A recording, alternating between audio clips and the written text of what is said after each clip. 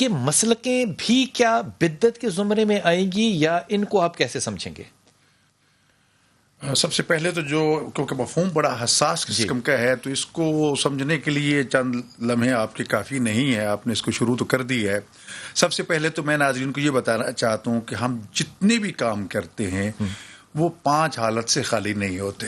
ٹھیک، یا تو وہ فرض اور واجب ہوگا یا فرض ہوگا جس کو بجا لانا ہر صورت میں لازمی ہے، اللہ نے کہا ہے نماز چھوڑنے 5 والا وقت کی۔ گناہ گار ہے۔ ٹھیک ہے، جیسے واجب سے نماز ہے، مطلب کہ جو رسول پاک صلی اللہ علیہ وسلم نے عمل بار بار دہرایا کر کے دکھایا۔ ٹھیک۔ دوسرا ہے حرام، یعنی کہ فرض اور واجب کو ہم اکٹھا رکھ رہے ہیں، ایک مترادف ہے تقریباً تاکید تھوڑی سی کمی بیشی کے ساتھ۔ دوسرا ہے حرام، حرام نہیں ہونا چاہیے، حرام یعنی جس کو ہر صورت میں ترک کرنا واجب ہے، بجا لانے والا گناہ گار ہے، مجرم ہے۔ ٹھیک ہو گیا۔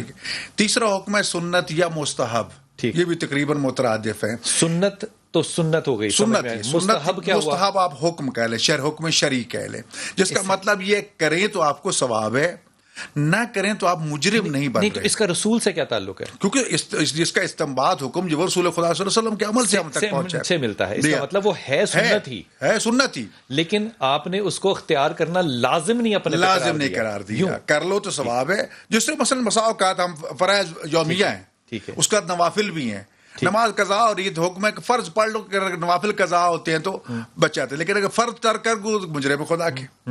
چوتھا حکم ہے مکروہ، یعنی ترک کرنا جو ہے وہ بہتر ہے، اگر خدا نخواستہ مرتکب ہو جاتے ہیں تو مجرم نہیں ہے۔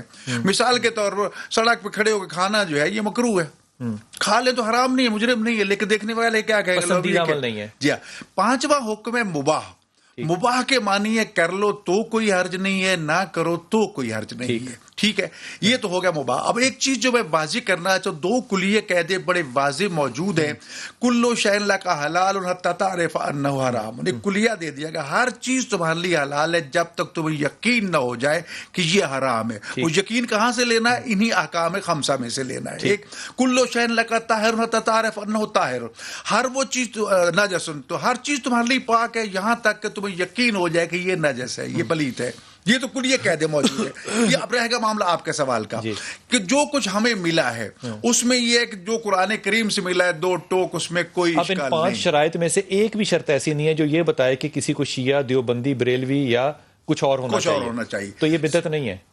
جی یہ بدعت نہیں ہے۔ نہیں، ایسی بدعت میں کیا آ گئی؟ سوال تو یہ احکام خمسہ شریعت نے قانون دیا ہے، اس کے مطابق زندگی گزارنی ہے، ہر مسلمان کو گزارنی ہے، وہ جس ٹائٹل کے ساتھ گزارے۔ سب سے پہلے بات تو کہ ہم مسلمان بنے، شیعہ سنی تو بات کی بات ہے۔ نہیں، بات کی بات نہیں، میں یہ جاننا چاہ رہا ہوں کہ جب رسول پاک صلی اللہ علیہ وسلم کی ان 5 روایتوں میں سے، ان 5 احکامات میں سے یا 5 قوانین میں سے کوئی قانون ہی نہیں ہے، تو پھر ہم یہ جو بن گئے ہیں یہ بدعت ہے یا نہیں ہے؟ یہ قانون موجود ہے، اس سے ہٹ کے جو بنائے گا اور اس کو اسلام کا نام دے گا، یہ چیز ایک اور بھی واضح رکھیے، ہر نئی چیز جو ہے وہ بدعت نہیں کہلائے گی یا حرام نہیں کہلائے گی۔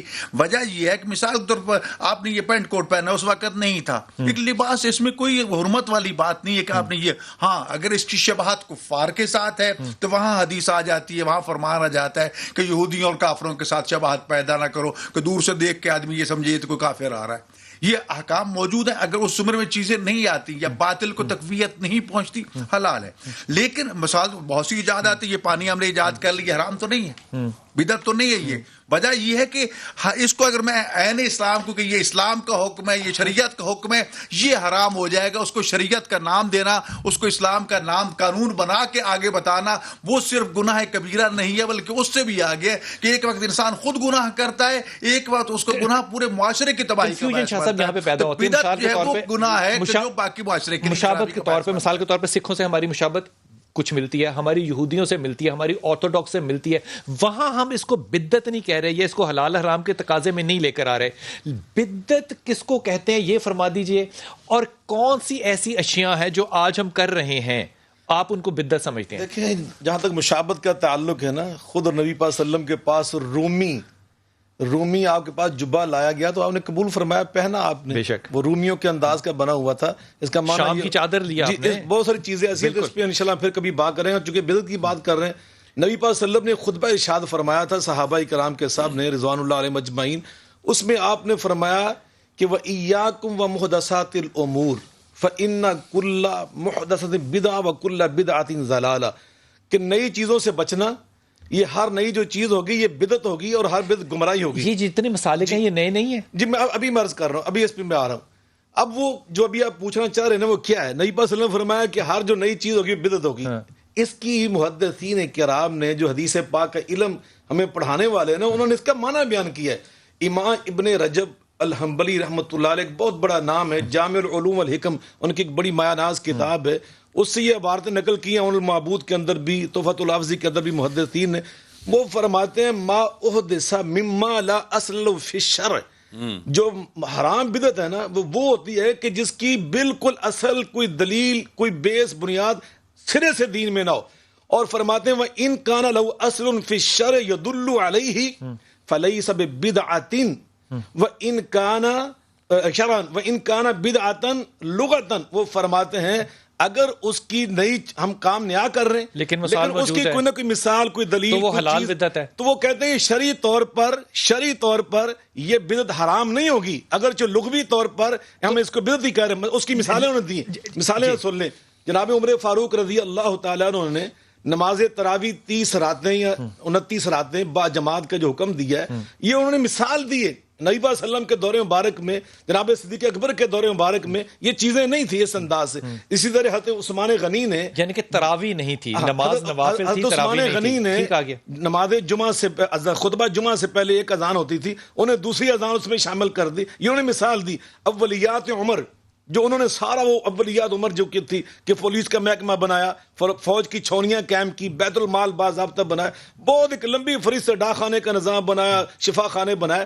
تو یہ سارے وہ کہتے ہیں یہ وہ چیزیں ہیں اگرچہ نبی پاک کے دور مبارک میں اس انداز سے نہیں تھی, لیکن نبی پاک لیکن ان کا مذہب سے کوئی تعلک بھی تو نہیں ہے نا, یہ تو سیکولر چیزیں ہیں. پولیس کی ڈپارٹمنٹ سیکولر, اس کا مذہب سے کیا سے تعلق ہے؟ اس کا مذہب سے یہ تعلق ہے کہ اللہ کی مخلوق کی حفاظت کرنا. جیسے ابھی وہ تو ڈاکٹر صاحب غیر مسلمان بھی فرمایا کر رہے ہیں نا, ضروریات جو خمسہ ہوتی ہے نا, کسی انسان کی جان کا تحفظ کرنا, اس کے مال کا تحفظ کرنا, اس کی عزت آبرو کا تحفظ کرنا, اس کے دین اور اس کے مذہب اس کے اعتقادات کو اس کی آزادی دینا, یہ ساری جو ضروریات دین اس کا تحفظ کرنا. میں آپ کے جملے کو یہ جملہ کر دوں تو کیا وہ درست ہوگا کہ جس طرح حضرت عمر خطاب نے یہ سارے ادارے قائم کیے, اسی طرح اسی بات کو ہم نے دلیل بناتے ہوئے مسالک قائم کر لیے. مسالک کی بات جو آپ پوچھ رہے تھے نا اس کی بات سن لیں. وہ یہ نہیں ہے کہ یہ بدعت اس لیے نہیں ہے کہ قرآن پاک میں اللہ فرماتے ہیں کہ جب جمعہ کی نماز ختم ہو جائے فانتشروا فی الارض, تو پھر زمین میں پھیل جاؤ. اب زمین میں پھیل جاؤ اس کے دو معنی ہو سکتے ہیں. ایک بندہ فوراً کہتا نکلنا چاہیے, ایک کہتا ہے گھنٹہ دو گھنٹے فہم کے مطابق دونوں شخص ٹھیک ہو سکتے ہیں اپنے اپنے فہم کے تحت. بالکل ہو سکتے ہیں. فہم جو ہے نا یہ اسی لیے فرمایا اذا اجتہد مجتہد فاصاب فلو اجران وان اخطا فلو اجر واحد. اگر میری امت کا مجتہد اجتہاد کرے اور اس کا صحیح اجتہاد ہوگا 2 اجر پائے گا. اگر غلطی بھی کر رہا ہے, اب دوسرا مجتہد غلطی کر رہا ہے اس کو بھی ایک اجر ملے. مطلب تو یہ ہوا شاہ صاحب کہ کوئی بھی شخص جو ہے وہ اپنی پوری ایمانداری کے ساتھ اگر کوئی فیصلہ کرتا ہے تو ہم اس کے اوپر بدعت کا فتویٰ نہیں لگا سکتے اگر وہ غلط بھی ہو. نہیں سنیے, اگر وہ ایمانداری سے کر رہا ہے, اگر اس کا عمل مزاحتاً لتشریع اللہ کی شریعت کے متصادم, مثال کے طور پر نمازیں 5 ہیں, وہ کہتا ہے 6 نمازیں پڑھنی چاہیے. اب اس کی نیت کیا کرے گی؟